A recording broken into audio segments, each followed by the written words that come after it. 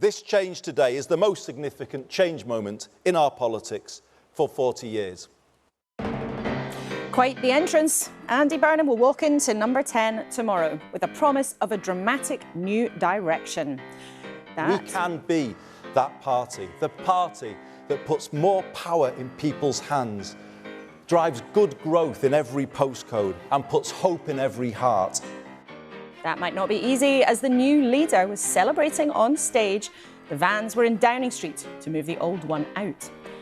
We will ask the deputy leader of the party, Burnham's friend and ally, Lucy Powell, who joins us from where else but Manchester. And how will the rest of the political world adapt to the new boss in town? Andy Burnham says he doesn't want point scoring, but I will score as many points as possible if it means the right thing for the country. What I'm not going to do is give Andy Burnham a blank cheque. And our team at the desk for the next hour this week: Tracy Brabin, the Labour Mayor of West Yorkshire, the former Conservative Cabinet Minister Jacob Rees-Mogg, and the broadcaster Kate Garraway.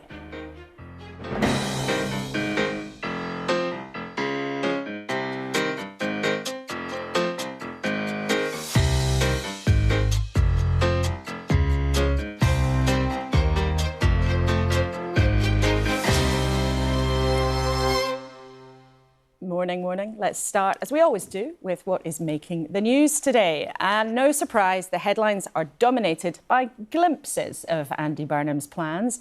The Sunday Times says he will take over Thames Water. The Sunday Telegraph is reporting that he will scrap digital ID cards. The Independent on Sunday predicts Ed Miliband will be the new Foreign Secretary, while The Observer has Andy Burnham kitted out as an ancient Greek warrior, describing his journey to number 10 as an odyssey. Get it? The Mail on Sunday says eyelashes or not, he should call a general election. The Sunday Mirror leads with a different story, saying Prince Harry wants to bring his children back to the UK to visit more often. And look at this. England beat France, not by 1 goal, not by 2, not by 3, 4, but 6-4 in their third place playoff at the World Cup. Saka scored a hat-trick, leaving England with their best tournament result since they won in 1966. Some people watching might feel that was all a bit late. Good morning to the three of you. Tracy, I'm glad you got the memo. I'm your doppelganger, obviously, Laura. Well, I'll take that as a compliment. This is a big moment for you as a party. And all the kind of happy vibes that we saw at the event on Friday when Burnham took over, it's come out of a sort of terrible situation. And it's kind of been like a coup in plain sight, hasn't it? Well, look, firstly, we are all delighted where we are. I am really happy, not just for West Yorkshire, the North, but the whole country. And I've worked with Andy for 5 years as a mayor, and I've seen really up close his commitment to place over politics and, you know, being able to take power out of Whitehall and Westminster and to put it into the hands of the people who are the most affected. It is really powerful stuff.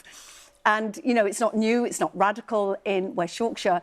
We've had a mayoralty for 5 years. We're bringing buses back under public control. We're delivering that tram for Leeds, the largest city in Europe without one, more affordable homes, you know, jobs, opportunities for young people. So how exciting for the rest of the country. But your question about the coup, you know, we all really are grateful to Keir Starmer for what he did, making the party electable again.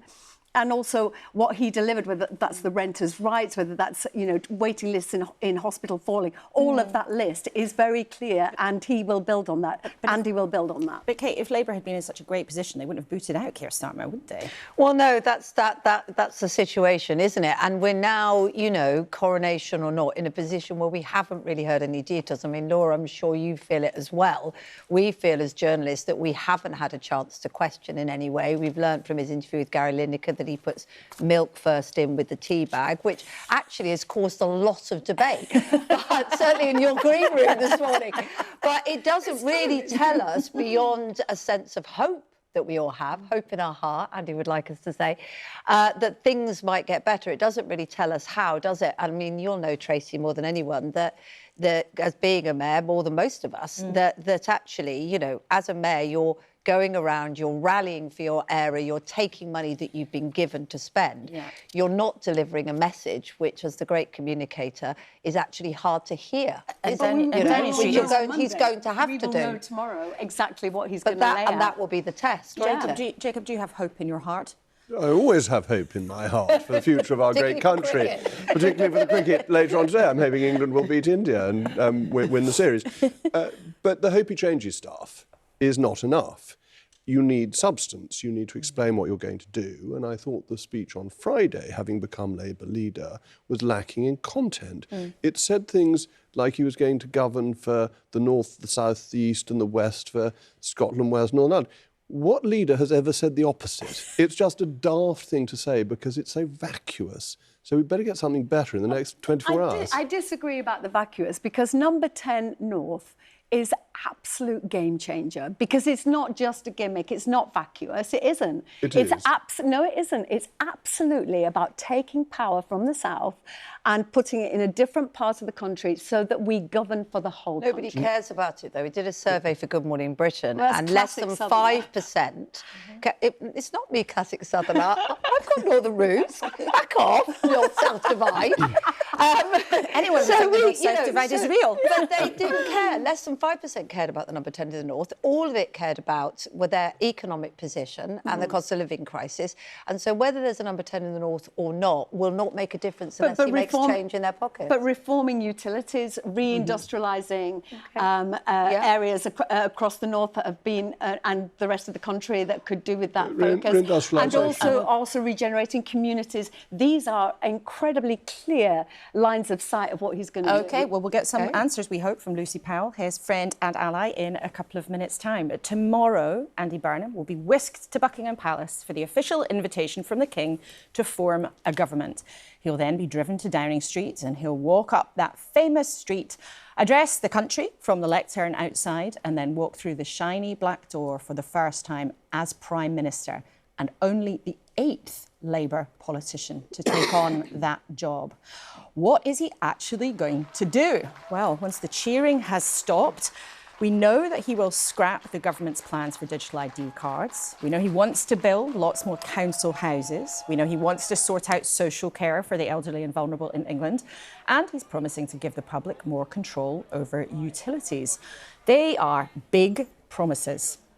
And this moment is going to be the biggest change moment in 40 years, because we've had 40 years of that trickle-down approach to running the economy, but it doesn't trickle down much at all, does it? It doesn't benefit ordinary people here. That's what I want to do. Well, Lucy Powell, Labour's deputy leader, joins us from Manchester. Good morning to you, Lucy Powell. Andy Burnham's promising his premiership will be the biggest change in 40 years. Bigger than Brexit? Bigger than the financial crisis? Really?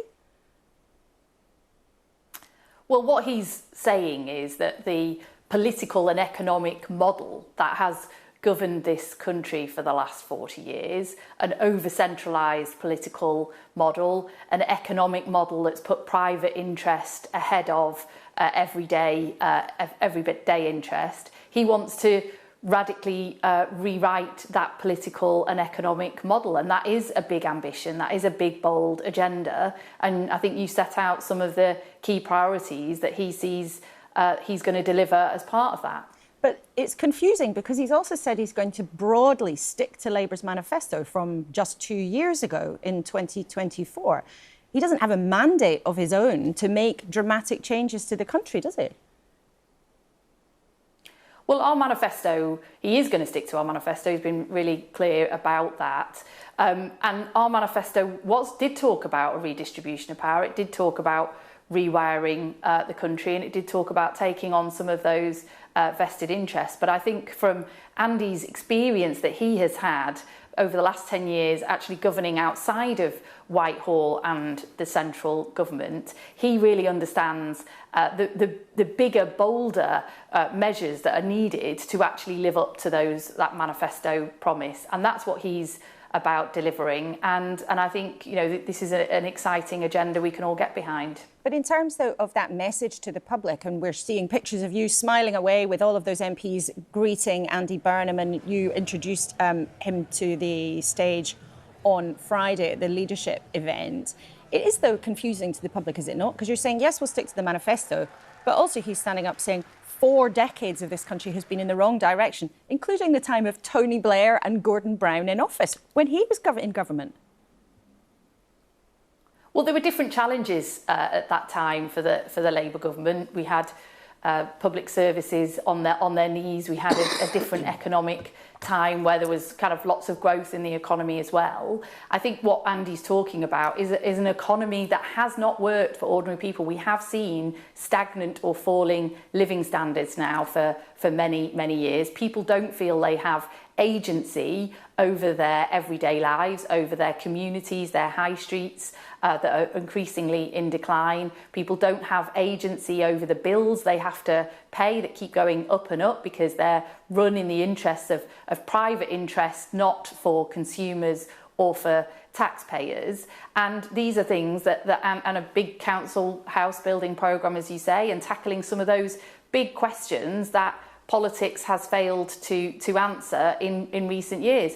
All of these things actually are mentioned, are discussed in our manifesto, but I think Andy's being clear about his vision that is a bolder, more ambitious vision for how we'll go about addressing those challenges and what that actually means. So I think it's consistent with the manifesto, but yes, it is bolder, it is more ambitious, and it is clearer, because I think what people have really said to me and to all of us over the last 2 years is they don't really know what Labour stands for and what our purpose is and whose side we are on. And I think coming out with that clearer vision, a bolder vision, being clear that we are on the side of ordinary working people, taking on the vested and private interests where we need to do so, and redistributing power into every community. That is a vision I think people will really get behind. And one of the other words that he used was that a promise to become authentically Labour. What is authentic Labour?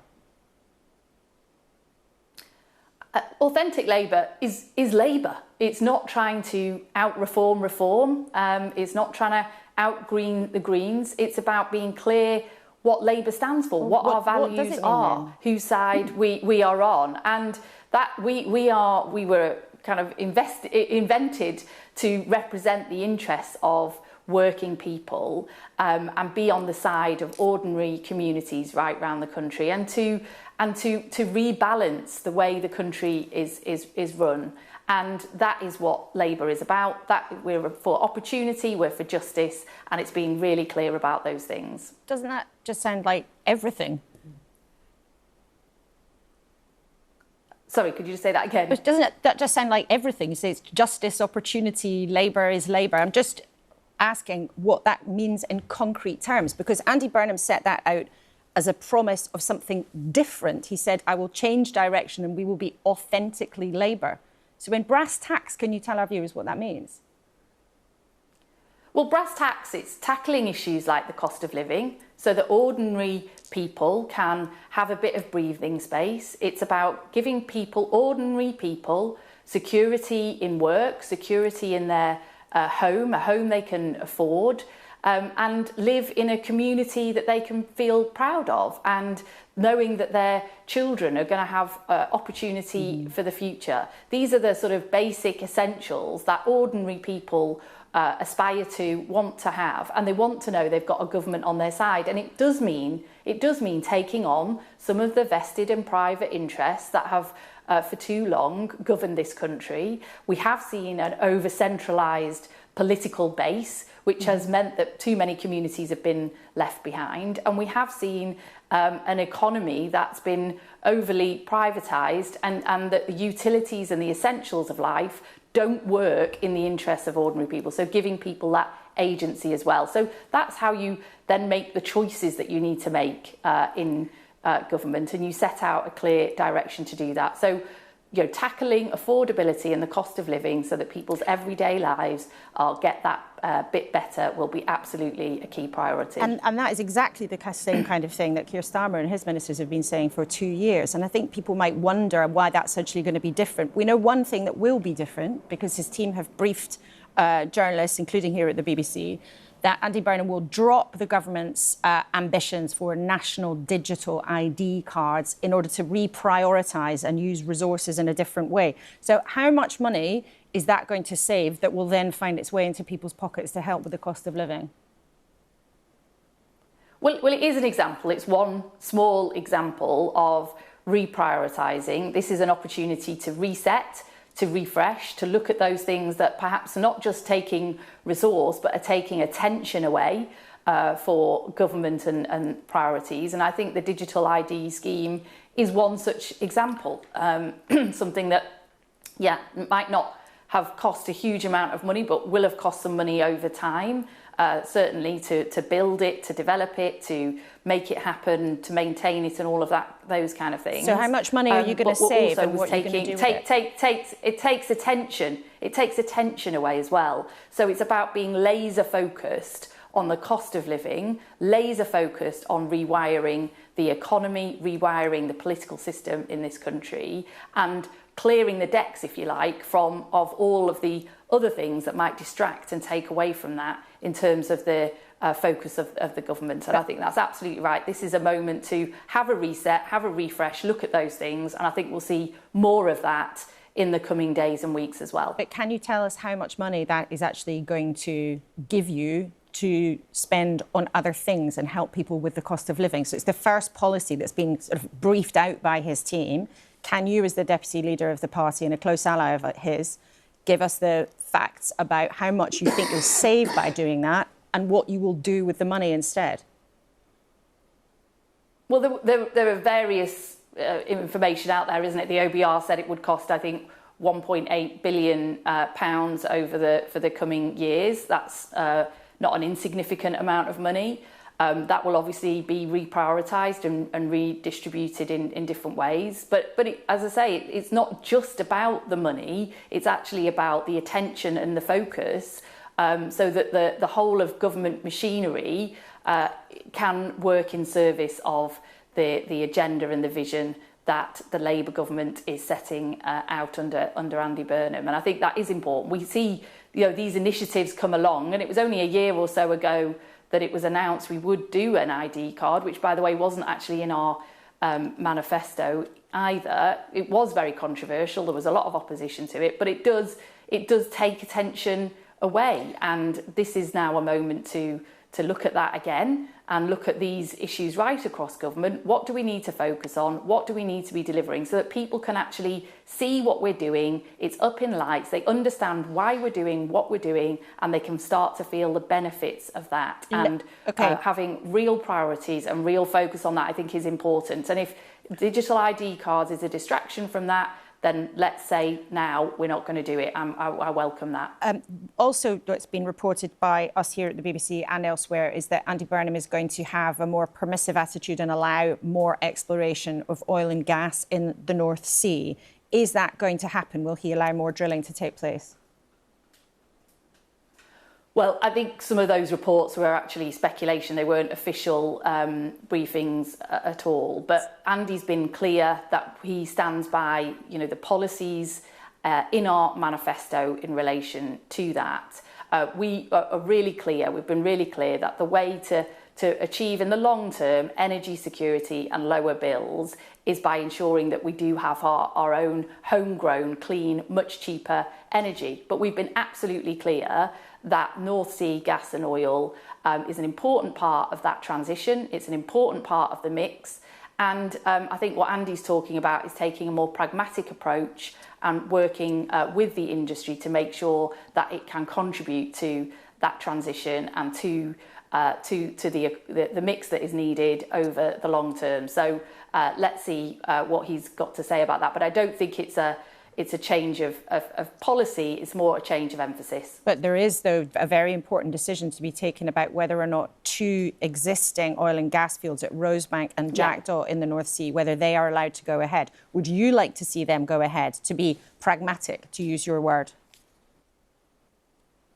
Well, as you know, Laura, they are subject to very legal planning process at the moment. And the reason that they weren't able to go ahead under the previous government is because they were legally challenged, and therefore we're now having to go through this new process. So it's absolutely important that that legal process takes place. That's a sort of quasi-legal decision that gets taken then by the Secretary of State for Energy. But as I say, we've been clear with tiebacks, with other measures, that we want to see North Sea gas and oil, continue to thrive, continue to contribute to that energy mix, but resolute in our mission that energy security and lower bills will only come by us not continuing to rely on fossil fuels, but building the cheaper, renewable energy of the future as well. So the two go hand in hand, and they're not an either or. One of the people who will be very eager to hear what Andy Burnham has to say about those decisions will be Ed Miliband, another close ally of yours who's been the Energy Secretary for the last couple of years. Andy Burnham's promised to end factionalism in the Labour Party, but there has been a lot of briefing already, quite a lot of briefing against Ed Miliband. It doesn't bode very well, does it, for Andy Burnham's big promise of ending all that kind of unhappiness and infighting in the party? Look, there's been a lot of speculation in the media about various individuals, which has been really quite horrible, to be honest, and unedifying. I mean, I know that as political journalists, maybe you've not had the story of the Labour leadership crisis to write about for the last few weeks, because actually I'm really proud of the way in which the Labour Party has handled this transition and come together in a consensus around Andy Burnham being the next leader. And I think we've given a really good account of ourselves over these last few weeks. And maybe because political journalists haven't had all that to write about, they're looking for other personalities and other disagreements to write about. Well, journalists write about things that they are told. A different culture. But Lucy Powell, we're talking to you from Manchester, and Manchester is a big part of Andy Burnham's thinking. It's also maybe going to be a very big part of his team. You're likely to get a big job. Jonathan Reynolds, also another North West MP. Angela Rayner, another North West MP. You were sacked by Keir Starmer back in September, so you must be feeling pretty chuffed this weekend about a northern reverse takeover. Well, there's actually always been quite a strong representation of Greater Manchester at the top of the Labour Party, but I've always been clear since I got elected last October. I'm the deputy leader of the whole Labour Party. I've spent my last 10 months going all around the country, Scotland, Wales, London, and elsewhere. I represent all factions, all members, all interests in the Labour Party, and I will continue to do that in the coming weeks and months as the directly elected deputy leader of the Labour Party. Lucy Powell, thank you very much indeed for joining us on a huge weekend ahead of a huge moment tomorrow. Thank you very much indeed for your time.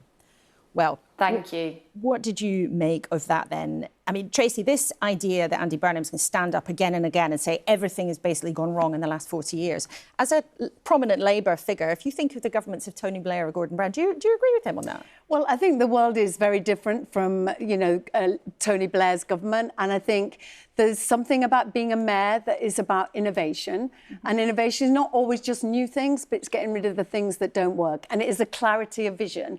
And so when you were talking about what's authentically Labour, and I think, I travel on the train, the bus, people talk to me, and the same is true for Andy, what really matters to people. And I think that's his focus, so affordability of utilities, and he's going to reform those, whether that's affordable housing. I really am pleased to see a focus on bus and transport, because the majority of people travel by bus, and it isn't working. So being able to say, authentically taking back control for the public and for the people who feel like these big corporations and businesses are just making the most of their opportunity, whilst they are the ones that are always paying the price. I think that's a clear vision, and I think it's so refreshing to see. Isn't that, though, just capitalism? I mean, if you talk like that and talk about, consumers losing out to big private corporations, is he really, if he's going to stick to the Labour manifesto, how does that level of change, how do those two things square? Yeah, I don't think that's true necessarily, because take one example, Yorkshire Water. All of the mayors in Yorkshire, understand that it's unfair that bills are going up by 41% and still there's dividends paid out. The CEO is still getting an extra, well, it's not a bonus, they don't call it a bonus, but another 600,000 for relationships, bringing more money into the business. And yet there are more discharges. We've gone from, 2-star to 1-star, and yet we cannot land a blow. We cannot make a change because we don't have those powers. So being able to speak for the public and say this is not fair and bills are going up and we're not seeing the benefit. Jacob, what do you make of that? Well, you just look at HS2, run by the state and run disastrously, with people paid hundreds of thousands of pounds doing a totally incompetent job. The water industry needs private capital, or it has to have taxpayers' money. There's no other money available, so that doesn't change anything. I thought what we were listening to was no change at all, really. It's all much the same, other than we're getting rid of ID cards. And I'm in favour of that, but this, in the grand scheme of things, is fundamentally trivial. If that's your big message, there's nothing there. And I thought Lucy Powell, who's an admirable person in many ways, was saying something that she knows isn't true at the end, when she said, these stories are coming from disgruntled journalists because they didn't have a big enough story to write. We've, all of us, dealt with political journalists over many years. They do not make things up. There are some who are better than others, but they only write what they are given by politicians. So the briefing continues. And if I may make one final point, it is this stuff about ordinary people. When politicians talk about ordinary people, it is so condescending. We are not some priestly caste of politicians who tell ordinary people how to live their lives. We are the British people. And I thought her comments were very condescending. Well, let's reflect then on what people actually are making of Andy Burnham. Some of the research and polling around him has suggested that people are willing to take a second look at Labour with a new leader. But we're just going to show you what's called a word cloud. So these are some words that members of the public told the research group more in common. And you can see there, look, a lot of positives, saying good, ambitious. That can be a word that you can read either way. But also, Kate, opportunist in there. What do you think the public are likely to make of Andy Burnham? I think everybody desperately wants this to work, whatever political party are, because we all just feel very, very miserable and like things are very bad at the moment, and really bad for a lot of people, actually. So I don't think anybody wants to be naturally negative. I mean, I think Lucy Powell's great. She's, genuinely wants the best for the country. But what she was saying, that I think you could have said, Keir Starmer's team certainly would have said that, as you pointed out, but actually almost any party would have said that. And I just think there isn't any clarity. He's got the benefit of the doubt at the moment by managing the message very carefully out of the Farage playbook of not really saying anything and controlling the narrative. But he is going to have to deliver very quickly. And we do overlook the fact that he has experience in government. He was a cabinet minister. He will understand Westminster more than it might be. He's a highly experienced However, it's a very different world from when he was there. Our debt is very different. Our money is very different. And the international IMF telling us you don't raise taxes, the company is going to, collapse if we do. So we have to sort of wait and see with hope in our heart. And phrases like good growth in every postcode, what does that actually mean? What is good growth versus bad growth? It's all brilliant messaging. I just worry for him if when the message he has to give is more unpleasant. Well, some of those words might change. Let's try and understand then a bit more about Andy Burnham as a leader, as a politician. What kind of Prime Minister is he going to be and what drives him? We've spoken to 5 different people who've seen Andy Burnham up close during some of the events that have shaped him over the years. My journey to this stage today began in earnest at Anfield in April 2009. I'm Margaret Aspinall. I lost my son James at Hillsborough in 1989, and I've been campaigning now for 37 years. I think, for anyone that knows Andy, the legacy of Hillsborough runs deep in what drives him. Andy got up at the memorial service. He took all the heckle.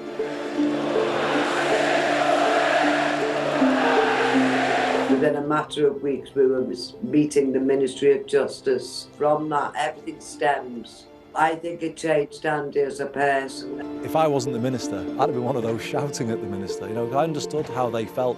The Hillsborough law itself, which goes far beyond what happened in 1989, but talks about great and historic injustices. There needs to be a duty of candour in law on public officials. We are struggling to make this work. This pandemic has hit the north of England. COVID is a real moment where we stood up against a system that wasn't working for us. Because Westminster has neglected the north of England. And at one stage, we were negotiating around a compensatory package for both of our areas. And Andy got a text when he was on the steps. His chief of staff passed him the phone, and Andy read that basically the government had said that they weren't getting anything. And again, I think that was a pivotal moment for him. This isn't a way, this is no way to run the country in a national crisis. It isn't. This is not right.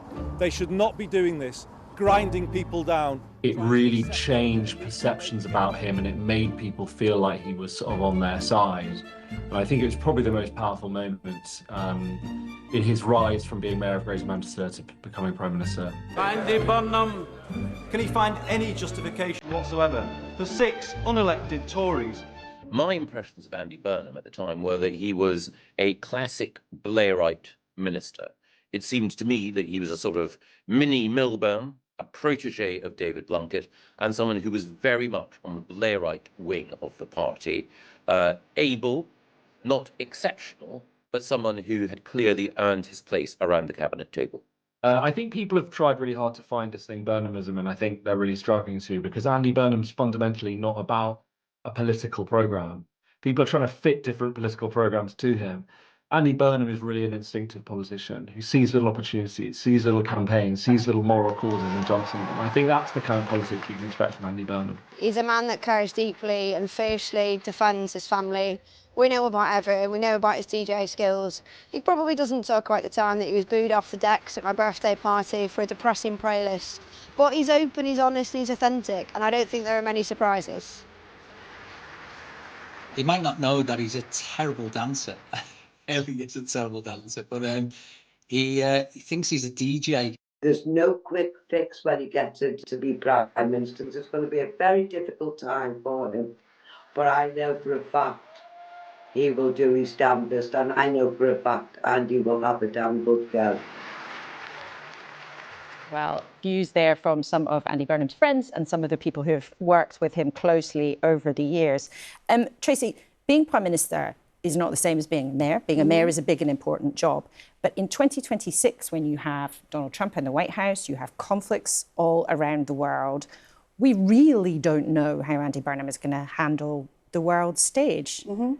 How do you think he will fare? I mean, how will Andy Burnham and Donald Trump on the phone? How's that going to go? Yeah, I think he will surprise us all, actually, because I think when you're a mayor, it's the soft power of the office, the convening powers, where you can bring people together to get consensus and collaboration. Consensus with Donald Trump? Is that something that I he think believes in? you find innovative ways and creative ways to find the common ground, and that's what he was talking about, the common ground. And as mayors in West Yorkshire, I'm now having to deal with reform leaders. We find our common ground so we can get things done for the public. We have a greater mission. And I think, you know, he is obviously not the best dancer, but I do think that he's going to be one of the best negotiators, because he does have that experience of finding those solutions and those areas where you can agree. Is that realistic, Jacob, do you think?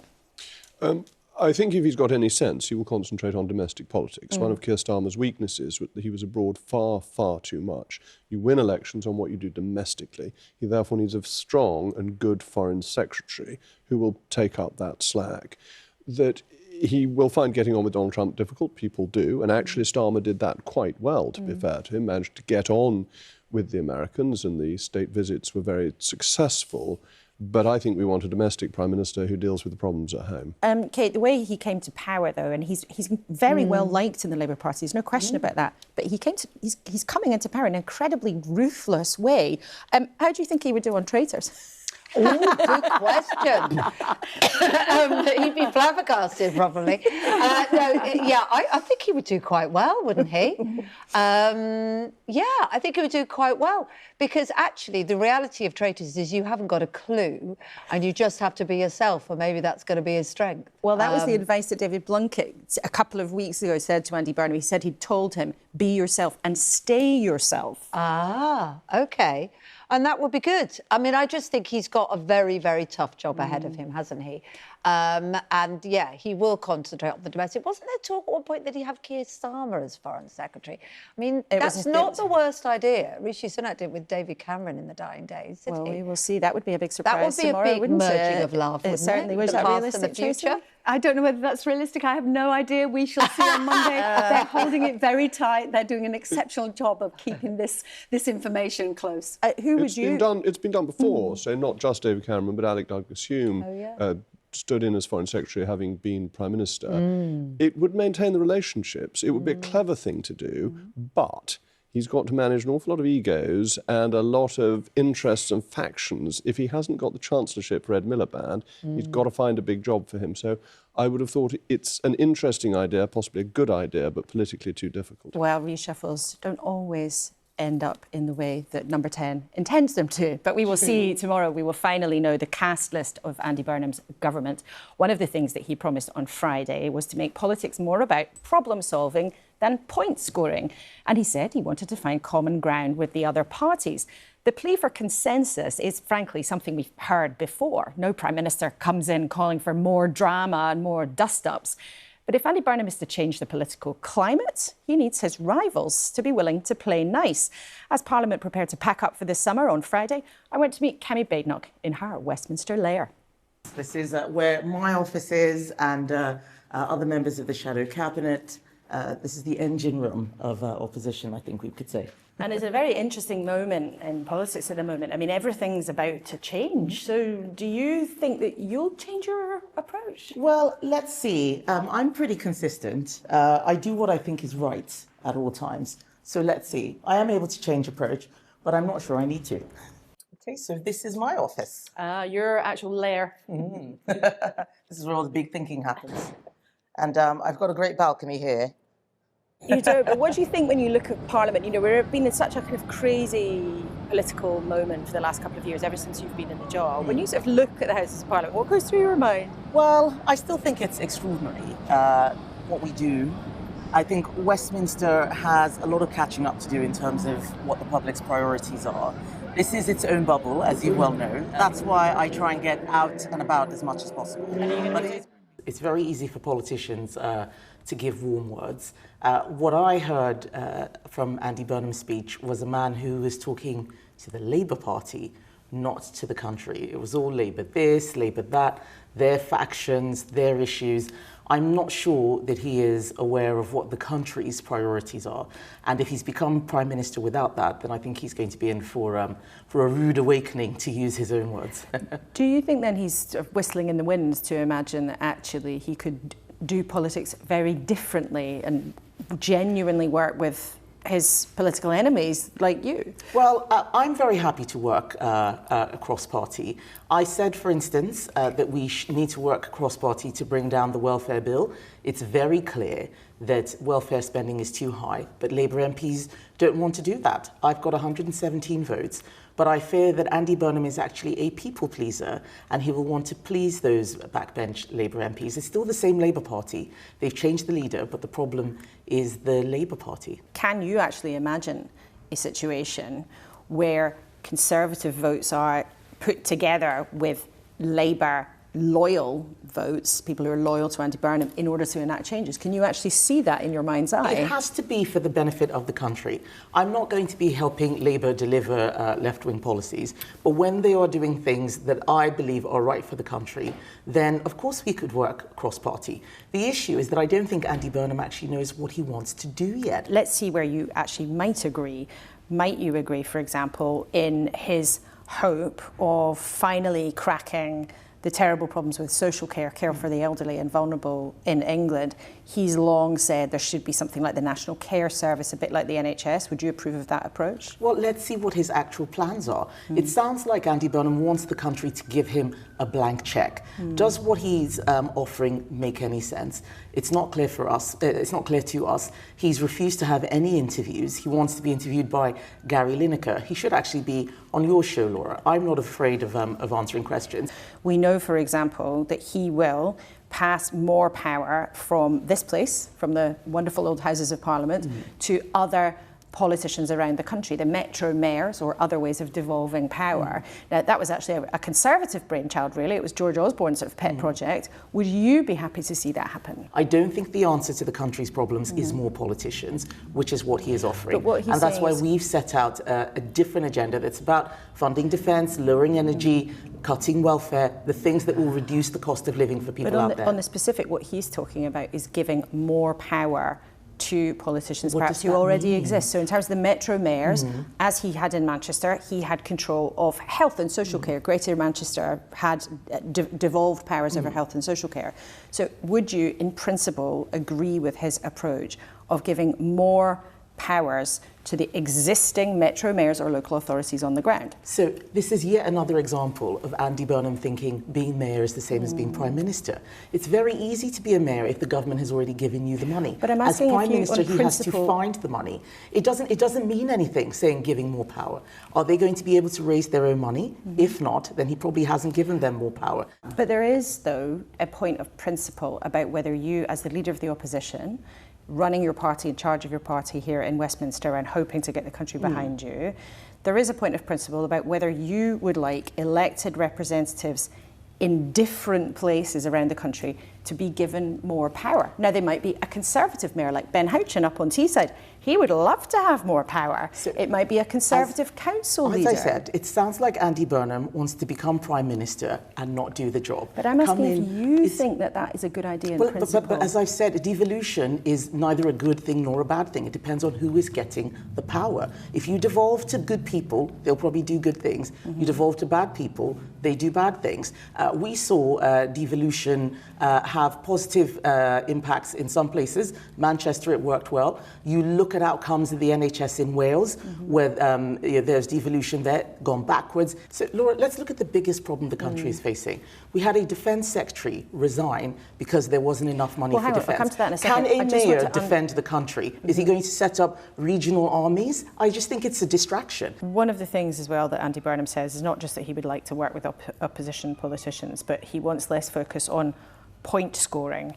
Now, would you commit to trying to score fewer political points if it means the right thing for the country? So I will score as many points as possible if it means the right thing for the country. What I'm not going to do is give Andy Burnham a blank check. This is a man who doesn't want scrutiny. He doesn't want anyone asking him tough questions. He just wants to be a people pleaser. What the country needs right now is someone who can take tough decisions, who can face down the Labour MPs that don't want to do anything difficult.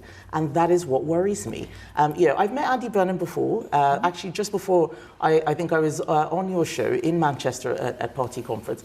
I like him. He's a nice guy, but he's a people pleaser. The job is not a popularity contest. It is making the lives of all of the people outside this building better. And he has not said what he's going to do. It's all airy-fairy stuff. And that will be for him in time. But can you work with someone who you described as a black T-shirt and a pair of eyelashes? Well, of course I can work with anybody as long as they're being constructive. It is a funny line. I think probably a lot of people might have laughed when they heard it. But sometimes your critics have accused you of going too far. And recently you said about the Education Secretary, Bridget Phillipson, you compared her with a Gestapo officer. I mean, is that the kind of political culture that you actually want to be part of? Well, actually, none of that stops us from working constructively. I have been on the receiving end of a lot of rudeness from Labour MPs. You don't see me complaining about it. And actually, one of the things I know is that the more people are complaining about words that they didn't like, the less they're actually doing the job. Let's focus on the job. What I said in passing about Andy Burnham wearing a black T-shirt was a funny comment. Even he laughed at it. He did a meme on Twitter, which I retweeted. Let's not pretend that the jokes are the serious things. What are the serious things I have said about this man? Doesn't want to answer questions. We were supposed to have him come to Parliament and explain what he would do as Prime Minister. He ran away. That's the serious stuff. But I do want to focus on your approach, because it is one thing to have a joke at somebody's outfit. It is another thing to compare somebody to acting like a Gestapo officer. If what she's complaining about is that I criticised her approach, and yes, that was the comparison I made, having an ideological zeal of destroying these schools without actually looking at whether she was achieving anything, then I'm very happy to take that criticism. What's important is that people now know that Bridget Phillipson was a disastrous Education Secretary. I'm holding them to account. I will not be tone policed by Labour MPs. There are a lot of people people who want me to be quiet and be a good girl and let them have a blank check, I think Andy Burnham should know that I will be holding him to account on behalf of the people of this country. But we saw quite a different version of Kemi Badenoch at Prime Minister's Questions at Keir Starmer's last appearance at the Dispatch Box. And was that what you're more normally like in private, when we're not speaking like this in front of the cameras, or you're not at the Dispatch Box trying to land political blows? Well, I think people know with me what you see is what you get. Sometimes I'm very robust if that's what's needed, and sometimes I will do things differently. And what I was trying to show on Wednesday was that the office of Prime Minister is actually a very difficult one. Being leader of the opposition, as Keir Starmer himself acknowledged, is a really difficult job. It's often called the worst job in politics. Yes, he called it that. And so we have a job to do, which is very robust. It's very adversarial. But once when we're not at work, we are different. And I think it's very important that people understand that becoming Prime Minister is not an easy thing. I do not want us to remove the dignity of that office. Keir Starmer deserved that dignity. I spent 18 months in this job criticising everything that I thought was worthy of criticism. But I thought as he was leaving, there's no more holding to account necessary. I talked about some of the things that he did that I did admire, how he treated President Zelensky, and turning his party around was not an easy feat. We can still see that Labour is a mess, but I was very happy to do that. Now, you are the one at the moment who has the job of turning your party around. As you said, you're just over 18 months into the job. Your personal ratings, if you look at polling, and certainly if you talk to your MPs, have taken a turn for the better. Yet your party's popularity in the country really seems not to be budging. Why do you think that's happening? I think what people are seeing with me is that they may not agree with everything I say, but they know where I stand on things. And I think in time, they will look again at the Conservative Party. I want people to see that we've got a long-term strategy and it will deliver by the next election. So by the next election, you are convinced that you will be competitive in that fight? And I am preparing for an election whenever. This summer, the Conservative Party is going to be showing that we are an alternative government in waiting. We've put out our plans already for this parliamentary session, an alternative King's Speech, how we bring welfare down, how we get energy costs down, how we get Britain working again. People out there are thinking that the country doesn't work anymore. We will make it work and work for them. One of the things that you are doing to prepare for a possible election is saying no to candidates unless they agree with your position on net zero. Now, just to remind people, when the Conservatives were in office, you passed a law to say that we had to be at net zero by 2050. The vast majority of your colleagues voted for it. And now you're saying, well, if people agree with that and they haven't agreed with your policy, they can't be candidates. It was something that happened in a minority government and there was no debate around it. And what have we seen so far? I was in Aberdeen just yesterday and the companies there were telling me that our carbon emissions have increased because of this law. We're making climate change worse because of this law.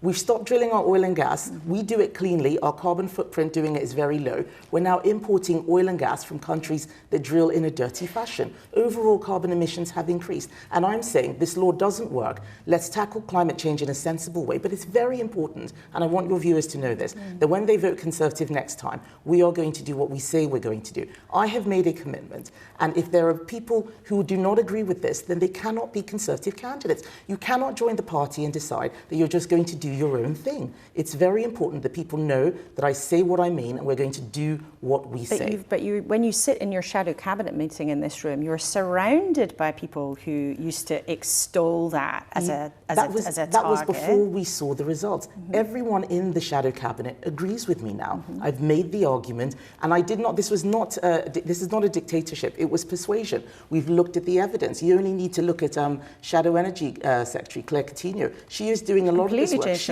She was the previous Energy Secretary. We are seeing the results of bad legislation, and what I'm saying is that when things go wrong, we don't just sit there and say, well, that's what we did 10 years ago, so let's keep going. We change. The party has changed, and I want the public to know that we're going to do things better this time, and we've got a plan. Just lastly, unusually, there's going to be a by-election this summer for Nigel Farage's seat in Clacton. If you are a Conservative voter or even a Conservative member and you live in the Clacton constituency, Who should you vote for, Nigel Farage or someone who puts a bin on his head? So I have said very clearly that we will be putting up a candidate in the real by-election. Well, this is a real by-election. It's happening, whether you like it or not. Yes, Nigel Farage has resigned to fight a seat so that he can get the job he just resigned from. It makes no sense. He is doing it to distract from the fishy £5 million which he received. I have a lot of respect for the people of Clacton. Nigel Farage does not respect the people of Clacton, which is why he's trying to use them as a cover for his problems. I think that is the wrong thing to do. There will be a real by-election, and when there is, we will put up a candidate. But if the fact is, there is going to be a by-election, an MP will be chosen, and if you're a Conservative member or Conservative backer and you live in Clacton, as their leader, who should they vote for? And I can't quite believe I'm asking you this, but should they vote for Nigel Farage or someone who has a bin on his head? I have a lot of respect for the people of Clacton, whether they're Conservative voters or not. I am sure they will do what they believe is right. What I'm telling them is that I would not disrespect them in the way that Nigel Farage has done. Kemi Badenoch, it's going to be a very interesting summer. Thank you very much indeed for speaking to us. Thank you. Well, Andy Burnham hasn't just promised to do things differently to Keir Starmer. He's promised the biggest reset in this country in 40 years.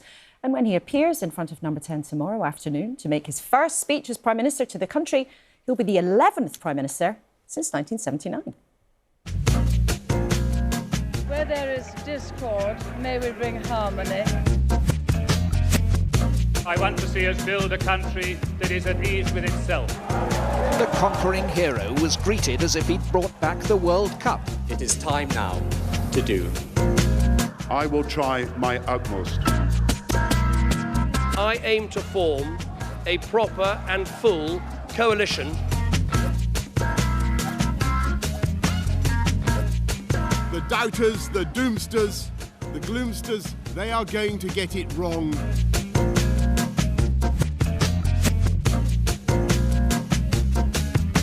Some mistakes were made. Our work is urgent, and we begin it today. And of course, Larry the cat, the real unchanging power in Downing Street. What we don't yet know is whether Axel, the Burnham's dog, is going to move to London or whether Axel is going to stay in the northwest of England. To be serious for a moment, though, I'd just like to know from all of you, really, what are your hopes and fears about this incoming new administration? Tracy?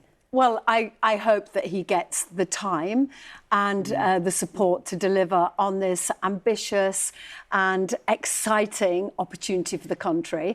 The fears are that we could end up with another, knock like COVID or war, and hopefully that, Iran, we don't get dragged into that, and that we can resolve Ukraine. So these are big things that are on the international stage that are not of our making. Kate, your hopes and fears? Well, of course, I hope he makes a difference. We all want to have a better country. Of course we do. I don't think we have any way of knowing at this point what he's going to do, who he's going to use to deliver it, and how he's going to create growth and make people feel any richer. And I think people need that. Jacob? Well, I think we've got a rerun of what happened 2 years ago. We've got a Prime Minister who doesn't know what to do, hasn't set out clearly what his thoughts are, and is mucking about with the economy by lots of rumours about tax rises before they come through.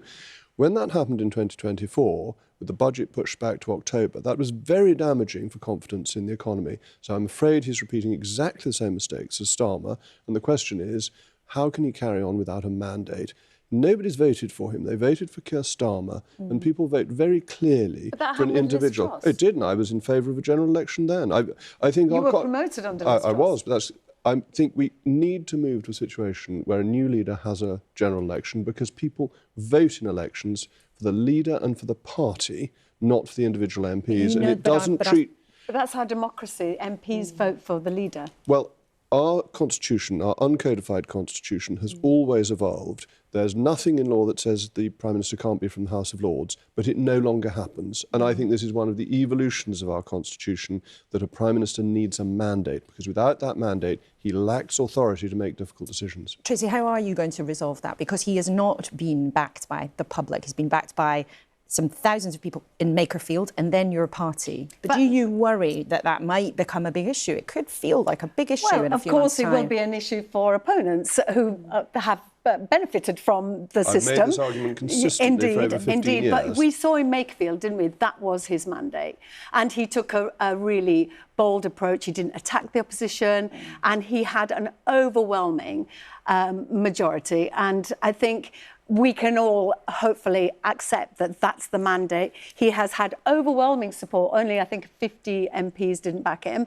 So it's overwhelming the MPs. And the proof of the pudding is in the eating, and I think it's going to be a great pie. It's a great pie. Well, we're going to end with a kind of a northern message here about a great pie. One phrase from each of you, a guess from what we're going to hear tomorrow. Place, not party, end to point scoring. Oh, my goodness. End of point scoring, difference, all of those things. I mean, there's some interesting things he's done. I'm very passionate about care. He's done some very interesting things in Manchester.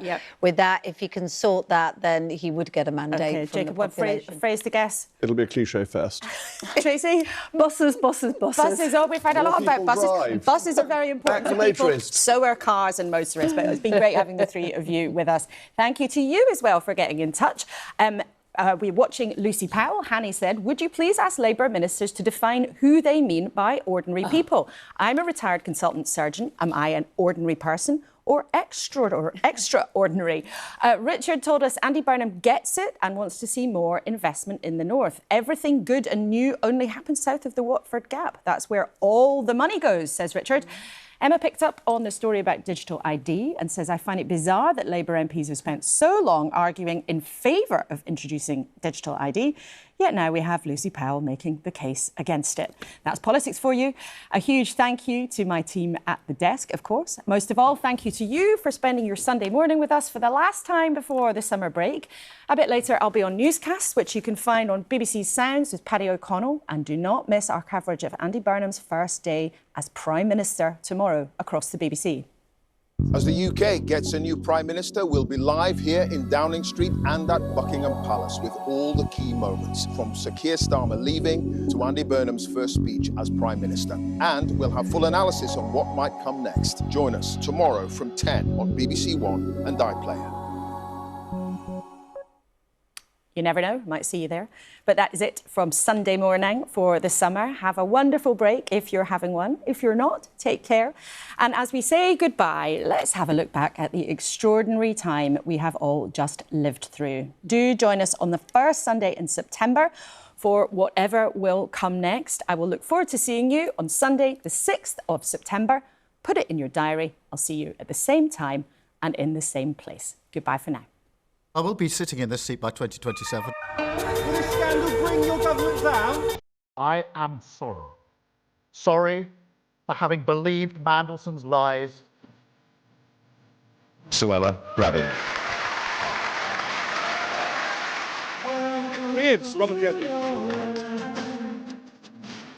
Rob Jenrick is no longer my problem. He is now Nigel Farage's problem. I hereby declare that Hannah Catherine Spencer is duly elected.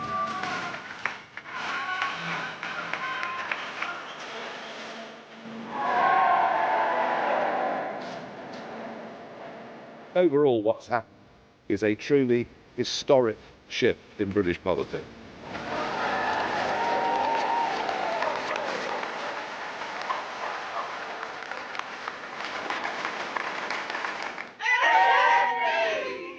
Two-party politics is not just dying, it is dead, and it is buried. The election results last week were tough, very tough. This is not Winston Churchill that we're dealing with.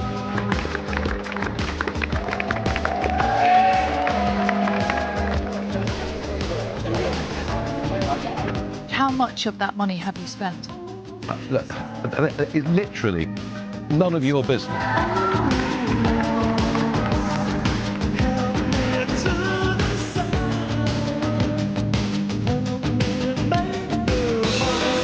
I will resign as leader of the Labour Party.